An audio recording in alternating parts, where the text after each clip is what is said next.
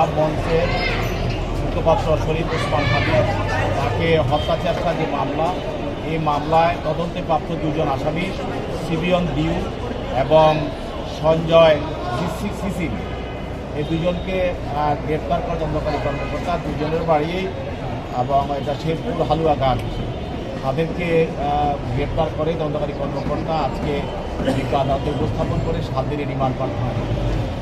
মামলার বিষয়বস্তু হলো এই দুজনের কিন্তু অভিযোগ যে তারা আরেকজন সহায়তাকারী, আর যেটার নাম আপনারা শুনেছেন ফিলিপস, এই ফিলিপসেরই তারা সাহায্যকারী এবং ফিলিপসেরই তাদের সহযোগী হিসাবে তারা দাবি করেছে যে তারা এই আসামি ফয়সাল করিম মাসুদকে তারা পালানোর জন্য তারা সহযোগিতা করেছে।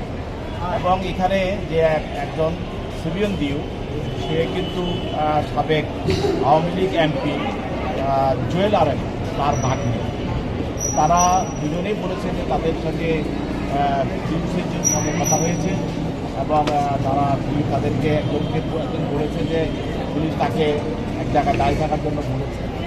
এইভাবে তারা ঘটনার সঙ্গে সম্পৃক্ত আছে। এখন আমরা আমাদের তদন্তকারী কর্মকর্তা তাদেরকে 7 দিনের রিমান্ড প্রার্থনা করে জিজ্ঞাসাবাদ করার জন্য দরখাস্তটা দিয়েছে। আর তারাও বিজ্ঞ আদালতে বক্তব্য রেখেছেন। উভয়ের বক্তব্য শোনার পর বিজ্ঞ আদালত 3 দিনের রিমান্ড মঞ্জুর করে তাদেরকে জিজ্ঞাসাবাদ করার জন্য তদন্তকারী কর্মকর্তার হাতে সমর্পণ করেন।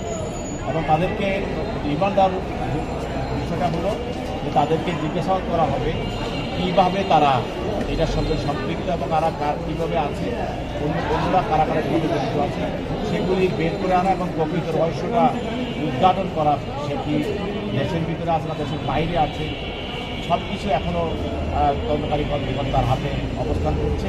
সব কিছু জিজ্ঞাসা করার জন্য তাদেরকে জিজ্ঞাসা করার প্রয়োজন, সেজন্য এই রিমান্ডটা মঞ্জুর করা হয়। গুড লাক পেনের সফট অয়েল বেসড ইঙ্ক দেয় নিখুঁত লেখার আত্মবিশ্বাস। Good luck pen, make your lakh.